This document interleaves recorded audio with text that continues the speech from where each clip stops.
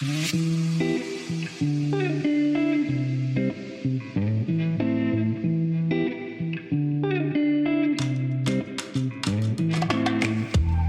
you think of drug smuggling in the 70s and 80s, you're probably picturing a Scarface type of character. And you're probably thinking about Florida, Miami.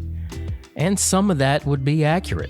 And that is certainly where some of this story will take us. But for a few wild years, South Carolina was the gateway to a multi-million-dollar flow of marijuana and hashish. The men behind this were intelligent, connected, and careful. They shunned violence, didn't even carry guns. They favored luxury, and they thought they could outsmart the law. They came to be known as the Gentleman Smugglers. This is the story of Operation Jackpot, how a group of southern smugglers built an empire on skill and nerve, and how a determined task force, young, aggressive, and armed with new tools, brought them down.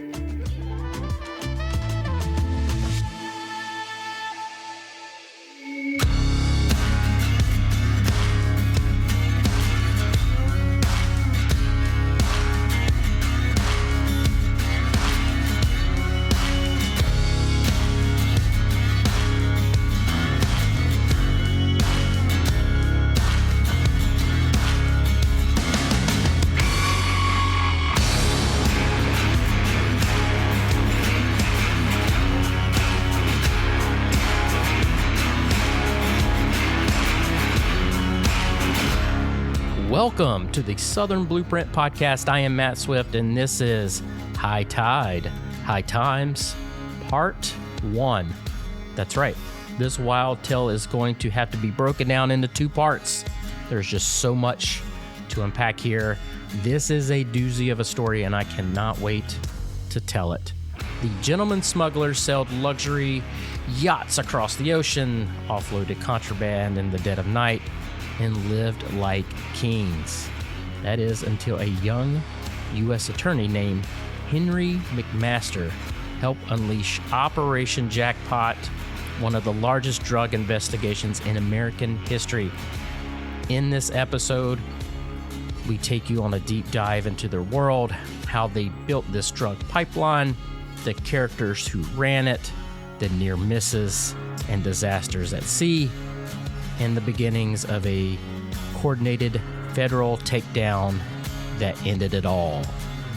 For listeners of the show, I've created a Patreon page called the Hidden Pond Lodge. It's where you'll find bonus material for each episode, including expanded details, photos, and additional commentary that brings these cases and events to life. This is the best way to support the show. It's only $4 a month, which is like a cup of coffee. If you love things like Southern folklore, bourbon, barbecue, fly fishing, stories about, cryptids like Mothman, Bigfoot, and just kind of like back road exploration, this is your place. Other than Patreon, you'll get access to our Discord channel where we discuss the podcast episodes. Additionally, if you're a book lover, we just launched a book club that will be hosted in the Discord. So head on over, join us. It's going to be a lot of fun. But now, on to the episode.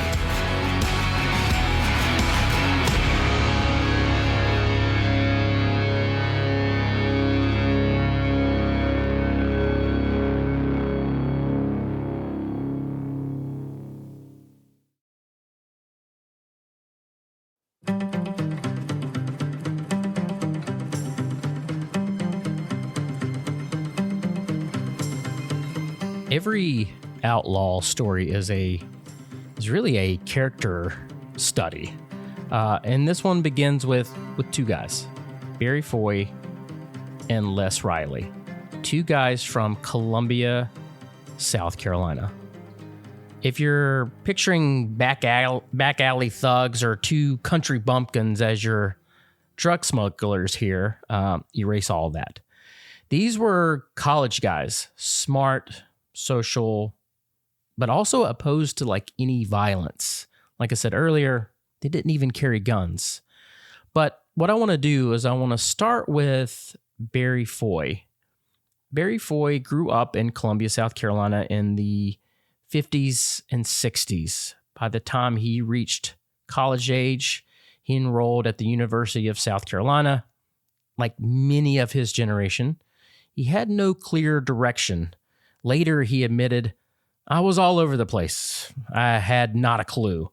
But it didn't take long before he dropped out, drifting away from the, I guess like the conventional path. Foy's real education came not in classrooms, but in Colombia's 5 Points neighborhood, the city's bohemian quarter filled with bars, record shops, and head shops. He began selling marijuana casually, buying from a local hippie and selling it from his truck or in front of, the shops. Soon, he was selling out at the campus Club South, a bar just 2 blocks from the South Carolina State House. His clientele wasn't just students and included soldiers from the nearby Fort Jackson. On payday weekends, fresh army checks flowed into downtown Columbia, and old Barry Foy was waiting with a leather satchel of bagged ounces. On a good day, he could sell 40 ounces, a strong take for someone barely out of his teens. He said, drugs were everywhere. Everybody was doing them. Everybody wanted to buy them. Weed was probably the least harmful, and that is the direction that I went in. Foy's early hustling came with brushes against the law. In 1971, he was arrested for possession of methamphetamine. That conviction created parole violations that would linger in his record and added weight to every arrest that would follow. 2 years later, in 1973, Colombia police pulled him over and found marijuana in his trunk. Again, he was arrested. By now, authorities knew his name pretty well.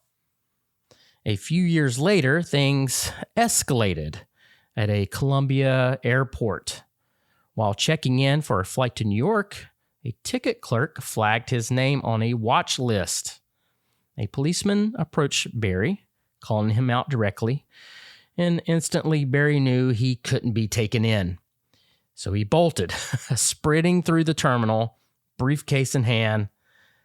As the officer shouted, "Halt, I'm going to shoot," Barry allegedly shouted back, "Nah, you can't shoot because I ain't done nothing." Foy ran out of the airport, through fields, through roads, and into a cornfield. There he lay low until dawn, then walked to a nearby payphone and called his sister to come pick him up. But the story didn't end with the chase. He did get away, but with that 1971 meth conviction and the 1973 marijuana arrest, and with all these parole violations looming, Barry was still facing serious trouble. They knew his name. They knew who this was, even though he technically got away. He really didn't. Barry turned to 2 Colombia lawyers, and according to him, he paid them $30,000, which is like $250,000 in today's money, to make a deal. He would plead guilty, but would provide narcotics officers with details about a supposed drug deal, and in return receive just probation, which is insane when you think about the other 2 arrests, all the parole violations, and basically fleeing the police. Foy, according to him, gave just a bunch of like fake names and stories, and he was just like, it was just to kind of cover, to kind of cover my ass here. I just made up some things, but whatever he gave them, it worked. And Foy walked away with only 6 months probation and a $200 fine, which is insane to me, but it was different times. It is marijuana. But yeah, I feel like he kind of got away lightly there. But I guess if you're going to pay lawyers $250,000 in today's money, I guess you should, get out of that situation. Anyway, Barry Foy had once again slipped out of a tight corner, living proof of his ability to survive as stakes around him grew higher. After years of hustling in Colombia, Barry realized there were limits to how far he could go in South Carolina. The city was steady, but, it's small. But Florida was different. By the early 1970s, South Florida was fast becoming the gateway for marijuana into the United States. If you wanted to move from ounces to hundreds of pounds, that is where you went. So Barry moved to Hollywood, Florida. In Florida, he found a world teeming with opportunity. Boat captains, sailors, and smugglers who treated drug runs like adventures. For a young man with ambition and nerves of steel, Florida was the place to be. This was where Barry first crossed paths with people who opened doors to Jamaica and later Colombia, South America. Not to be confused with Colombia, South Carolina. It was where his small-time, Colombia, South Carolina hustle transformed into something bigger. Not long after Barry got down to Florida, opportunity came a-knocking. A fellow hotel guest, Barry was, hanging out around this hotel and the bars and everything, but this guy, Jimmy, invited Barry to help sell his 26-foot boat down to Jamaica to pick up some marijuana. Barry was excited to go and, saw this as kind of an adventure. And yeah, let's go make some money. But the voyage itself was, on the way down there, slow and quite miserable. Barry, I guess not accustomed to sailing, became seasick. So he spent most of the time lying on the floor of the cabin while Jimmy cooked, sang, and sailed the boat. Eventually, they did reach Jamaica after about 10 days at sea, which is a really long time. There was, very little wind, and they did have a motor, but, it's not very powerful, so it was very slow going. However, they did arrive in Jamaica, and they loaded up about 400 pounds of marijuana. Now, the trip there was slow and miserable, like I said, but the trip back was just as awful. So the boat was almost out of fuel. I guess they didn't plan very well. And they had, 400 pounds of marijuana on this boat. But they needed to dock to get gas. Not ideal. So what they decided to do is Jimmy left Barry Foy stranded on an island with 400 pounds of marijuana. So Barry's literally just sitting there with 400 pounds of pot on an island, on a deserted island, while Jimmy, slowly goes to go get gas, which is miles away. So this takes hours and hours. Barry is swatting mosquitoes. He's getting eaten alive by them. And Barry was like, I didn't think he was going to come back, and I'm just going to be stranded on this island. And if anybody did find me, I'm just literally sitting on 400 pounds of marijuana.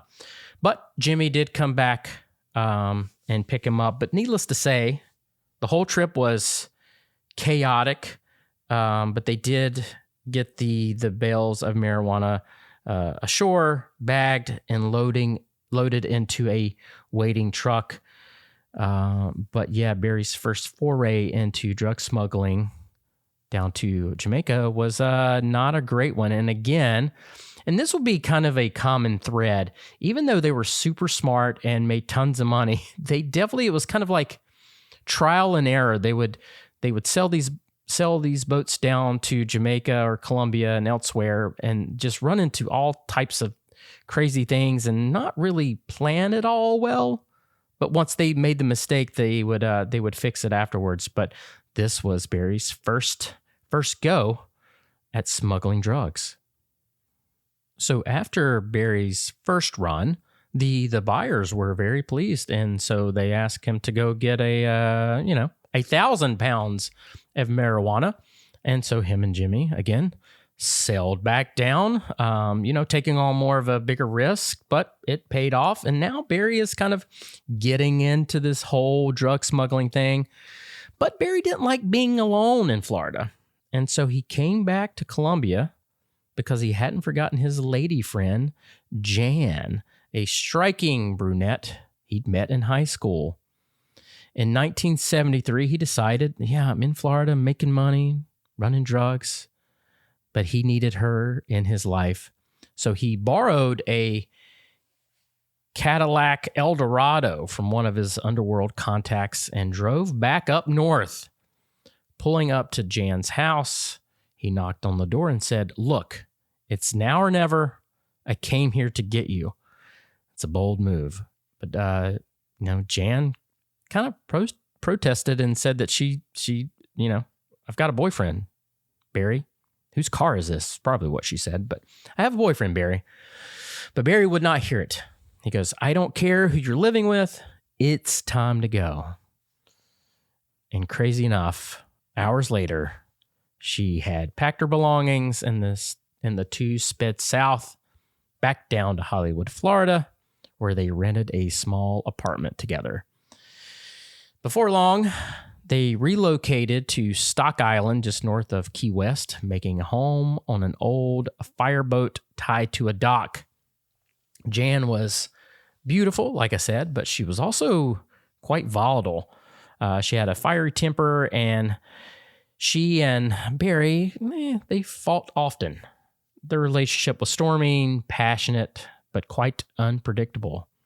Yet she became woven into the smuggling world that surrounded Foy during those years. Things were going well. Barry was making money. He had Jan in his life. But things were just getting started.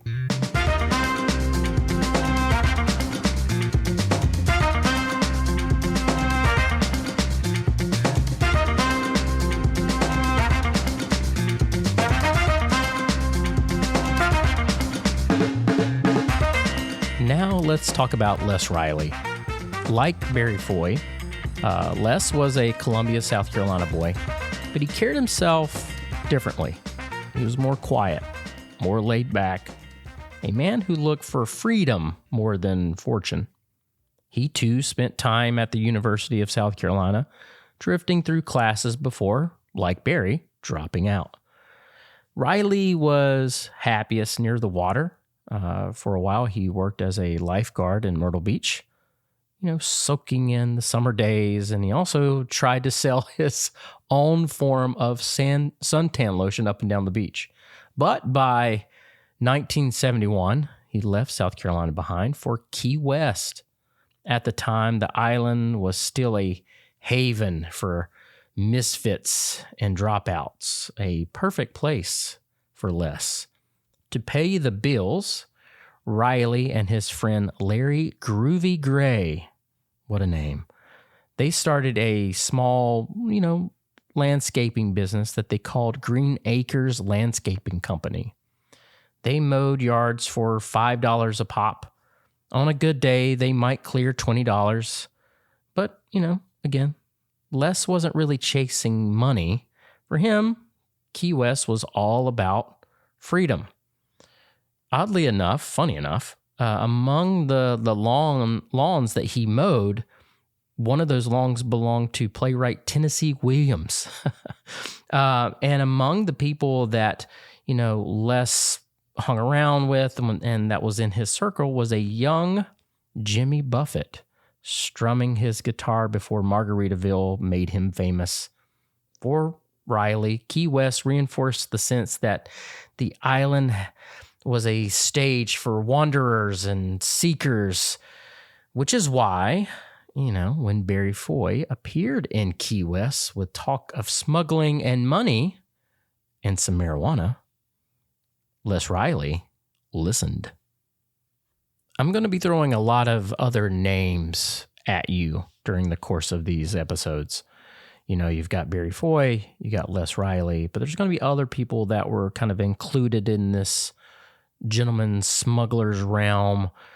And now you've got Barry that has, moved down to Florida. He's right outside of Key West. He's hanging out with people in Key West. You have Les Riley that's down there, mowing lawns, getting introduced to people, hanging around people like, Jimmy Buffett.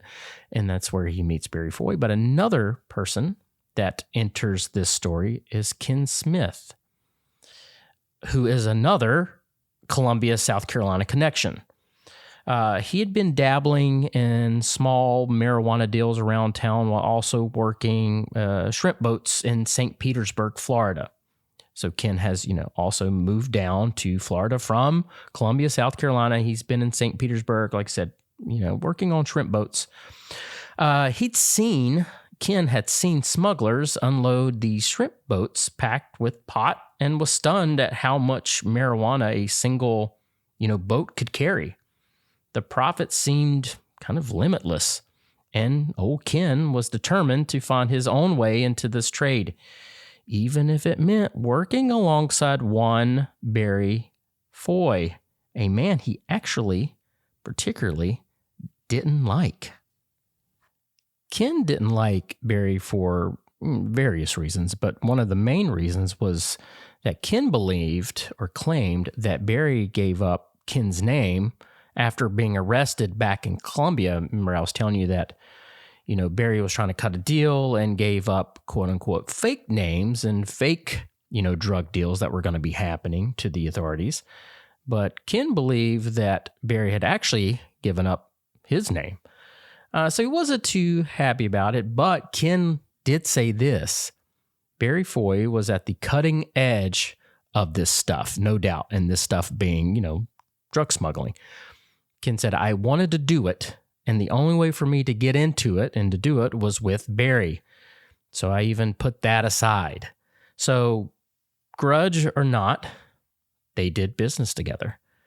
Ken Smith agreed to make the Jamaica run and connection with Barry, and they sailed down together to secure a load while Barry handled the kind of like offloading and distribution back in the States.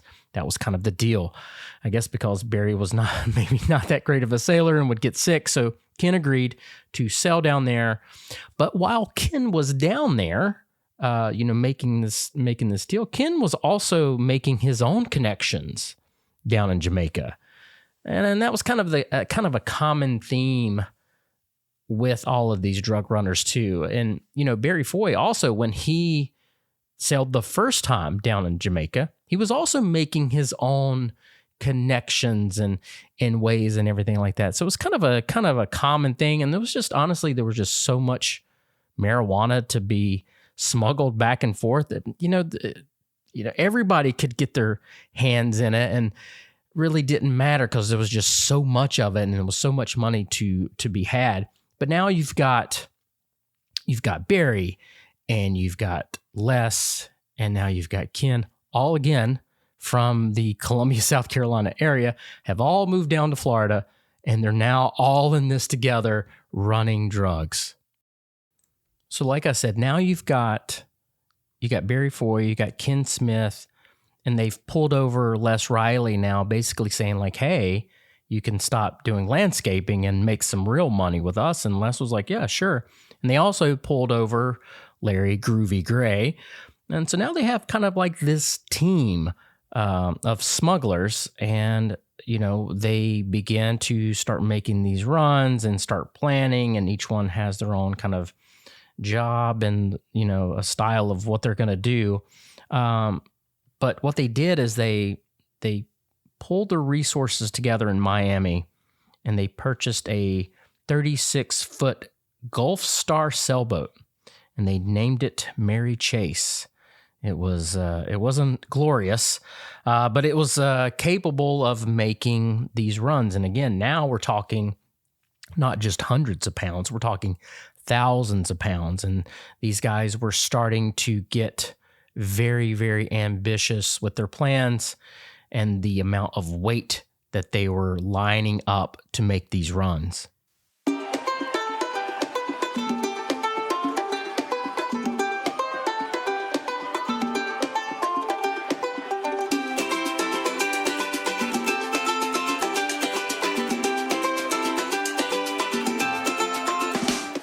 But in 1975, Barry Foy crossed paths with Bob the Boss Byers at a marina in Coconut Grove.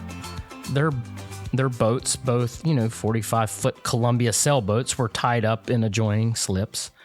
And word gets around and people start talking, and it's hard to take notice of other people around these areas. But Bob the Boss Byers was 5 years older than Barry and had kind of already established himself in Miami's smuggling world. He was raised in Minnesota, the son of a alcoholic father. He had reinvented himself in Florida and had risen quickly. Byers had money, he had women, he had a Porsche. But Byers really liked Barry. He liked his nerve and ableness to get things done and wanted Barry to join him in his little business venture. So he turns to Barry and he goes, "Let's take a trip to Colombia. We'll do a deal together, choose our supplies firsthand, and I'll show you how to make real money." Now, Barry, Ken, Les, Larry, they're making pretty good money by now, running back and forth to Jamaica.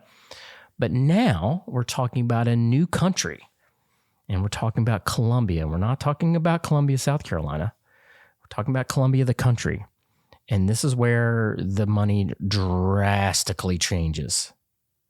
Soon enough, Barry Foy and Byers were in Santa Marta, Colombia, at the base of the Sierra Nevada mountains. The region where they went was remote, underdeveloped, and rugged. But to smugglers, it was a gold mine. The fields around Santa Marta produced some of the world's most sought-after marijuana. It's called Santa Marta Gold. Colombian suppliers could get loads, like thousands of pounds, reliable and on schedule. For Barry, it was a huge leap from a small-time hustler to a major player. The type of marijuana that they were getting from Colombia now fetched a lot more money than the marijuana that they could get from Jamaica. And by the mid-1970s, Jamaica was no longer safe. There was U.S. extradition efforts. Those were ramping up.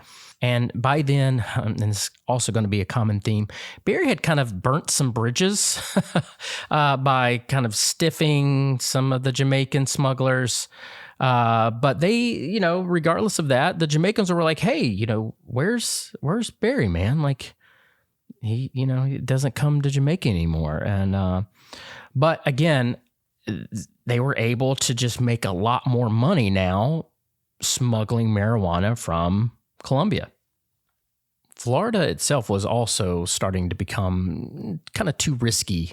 Law enforcement was ramping up and they were patrolling the coastline a lot more. And the coastline itself was just heavily urbanized. So, it's a lot of eyeballs and people that could, see what you're doing. There was also starting to be a big influx of other smugglers running cocaine. And with that, it brought all the murders, at the very beginning of this episode.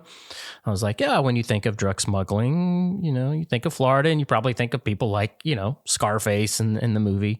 But that was starting to come to Florida. And it was starting to bring a lot of unwanted heat on these guys. And they wanted to make a change. So Barry Foy and his crew kind of, they were like, maybe we should look back home. With South Carolina's like 180 miles of coastline, with its rivers, inlets, and tidal creeks, it kind of seemed like a no-brainer. It was remote, winding and perfect hiding spot for hiding shipments. One of the best landing sites became McClellanville, which is a fishing village about 30 miles north of Charleston. It's known as the shrimp capital of South Carolina. Its identity was built around the sea, right? Shrimping gave smugglers kind of like the perfect cover. Boats were expected coming back and forth in a trawler hauling bales of marijuana. It sort of kind of just blended in with the rest of the fleet. By 1974, Barry had also teamed up with Julian Purnell and Barry Toombs, which were distributors from Northern Virginia. They had backgrounds in gambling, restaurants, and accounting, and kind of also being able to bend the law. Purnell was known for his abilities to, twist numbers. Toombs was a Vietnam veteran and hardened and by his service, and together they provided vital, distribution pipelines up north. Smuggling into McClellanville also required help from, local watermen. Big offshore trawlers and sailboats couldn't risk the shallow creeks. Instead, locals piloted small skiffs to meet these larger vessels coming in and ferrying the loads back inland. So now they've kind of got this huge team. You've got the small group of Gentleman Smugglers moving back up from Florida.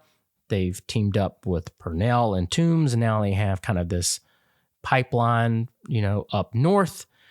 And everything seemed to be kind of good to go. They've moved back home. They know South Carolina really, really well, where to sell, where not, high tide, low tide, all of that stuff. It was kind of like the perfect setup for them. At least you would think that. Things rarely went smoothly. I touched on this earlier. Like, they would do all these things and not really plan ahead. And a lot of this was kind of like trial and error. On one of these runs, the shuttle boats were stranded by the falling tide, forcing smugglers to stash bells on marsh islands. On another run, there weren't enough trucks to haul the load, so they had to leave thousands of pounds of marijuana hidden in the woods overnight. So I mentioned that they knew South Carolina well, they knew the coastline well, but again, they just really, I guess, just a lot of times didn't plan this really well. And again, a lot of this was very much trial and error. Do it one time, make a bunch of mistakes, and then maybe not do that again. Even with all the kind of the planning that they did, every run kind of felt like a disaster waiting to happen. Boats would arrive early, offload sites would shift, marijuana piled under tarps for days. Again, like before in Florida, a lot of this was, just by the seat of your pants. Everybody's excited by the money.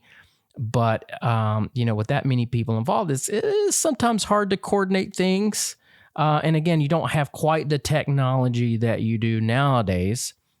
One of the folks, Billy Graham, not the TV evangelist, but Billy Graham, he was a McClellanville shrimper turned smuggler. He remembered all of this was so unorganized and haphazard and crazy, the way it all happened. The communications and all were always fucked up and backwards. But Barry Foy seemed to thrive in all of this chaos. He could improvise, and he could move tens of thousands of pounds in a night, and the pay was a way, for the crews, even though they were frustrated and everything like that, and things didn't quite go off according to plan. All that money kind of smoothed things over. Paper bags full of cash had a way of smoothing all of the frustrations and everything like that when things didn't go according to plan. In the mid 1970s, Les Riley was doing pretty well. And I want to stop here because I want to make something pretty clear, because it does get a little bit confusing. Now, you've got Barry Foy, you got Les Riley, you got Ken, you have these other players. Now, sometimes they would all work together.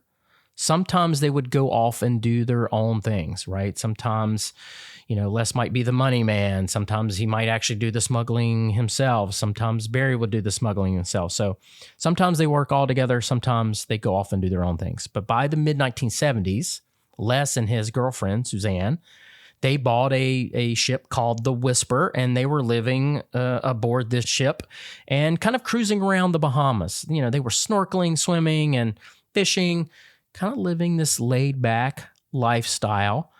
Aboard the ship, Suzanne became pregnant, and in 1975, she gave birth to their daughter, Leah, in Nassau. During this time, Riley was organizing his own smuggling ventures, and then it kind of quickly turned into a small fortune himself. He was also investing his money in gold and securities. And sometimes, some of Les's friends, like Barry and some of those guys, they didn't quite like how laid back he was. I didn't think he was ever, really that serious. But anyway, Les is sailing around the Bahamas, living his best life. Now he has a daughter. But a sailboat wasn't the best place to raise a child. A year after Leah was born, Suzanne pressed Riley to move back to the United States. He agreed, but only on the condition that their new home would be no further north than Charleston, South Carolina.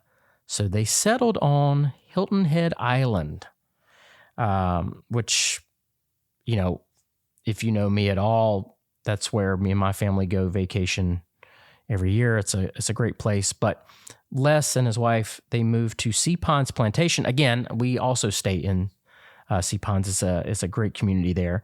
But they moved there and settled down. That way they could have a home for their daughter. And also, Les really liked the Montessori schools that were there. But in the 1970s, Hilton Head was, not what it is today, but it was transforming. It was like once underdeveloped land that covered, it was covered in marshes and pines. But developer Charles Fraser had begun turning it into a luxury resort, kind of like what it is today, blending golf courses and marinas and beach houses with the island's natural beauty. Riley bought a house facing the ocean and settled his family into a life that seemed, at least from the outside, idyllic. It was here that Les Riley befriended Wally Butler, a former Sea Ponds executive. Wally was eccentric. He was a recovering alcoholic who chain smoked. Locals called him Weird Wally. But he was also a skilled fisherman and a natural fit for Riley's, smuggling circle. Though Riley was about 14 years younger, Wally became both a neighbor and a kind of, business partner. Les was starting to invest in the island. He was buying properties and everything like that. And because Les was beginning to raise a family, he was in a great place, he kind of took his foot off of like all the smuggling. He had all these investments anyway, and he was making money that way.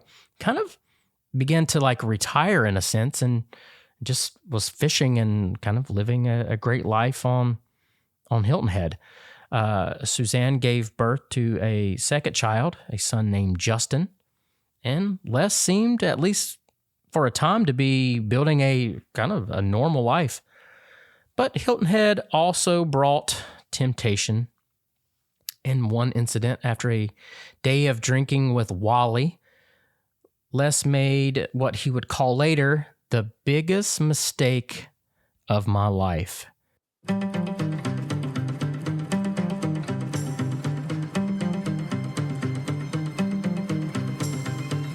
It was a reminder that no matter how far he turned his back on his smuggling ways, it had a way to pull him back in.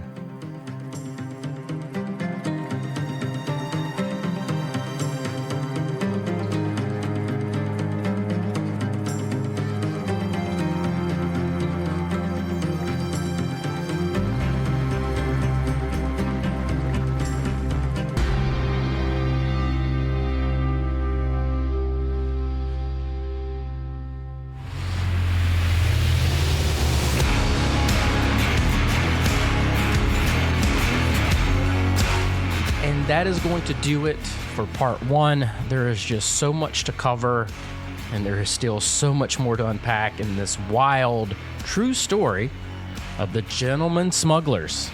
If you enjoyed the episode, be sure to subscribe and follow the show. That way you'll get notified when part 2 comes out. It would be great if you could leave us a 5-star rating and leave us a little review. And if you really want to take this relationship to the next level and show your support for the show, sign up for our Patreon. It's called the Hidden Pond Lodge. I'll have the link in the show notes, but it's only $4 a month. And with that, you'll get access to more content and get access to our community Discord, where not only do we discuss the podcast episodes, we chat about all types of different topics. It's also where I host our book club. So come join us over on Patreon, called the Hidden Pond Lodge. Again, I'll have the link in the show notes. It would be very, very helpful. I appreciate it. Part 2 will be coming out quickly. Big thank you to my producer, Koriensko. And as always, thank you so much for tuning in. See you soon.